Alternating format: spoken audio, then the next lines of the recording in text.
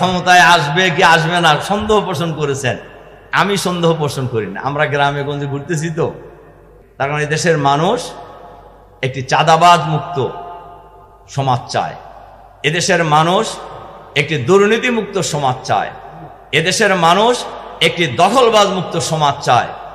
এই দখলবাজ মুক্ত দুর্নীতি মুক্ত সমাজ উপহার দেওয়ার মতো ওলামায়ে কেরাম ছাড়া আর কেউ নাই।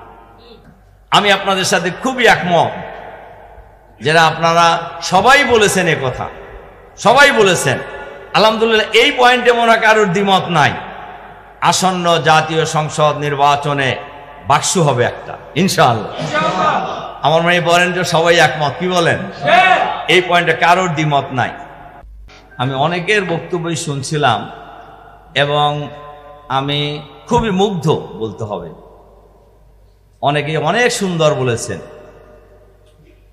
এবং জাতির প্রয়োজনে কি করণীয় এ কথাগুলি খুবই সুন্দরভাবে অনেক বড় বড় ওলামায়ে কেরাম খুব সুন্দর করে উপস্থাপন করেছেন।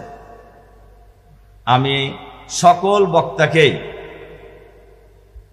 আমার পক্ষ থেকে, আমাদের সংগঠন বাংলাদেশ জামাত ইসলামীর পক্ষ থেকে আন্তরিক মোবারকবাদ জানাচ্ছি এবং আপনাদের প্রতি আমি কৃতজ্ঞতা জ্ঞাপন করছি।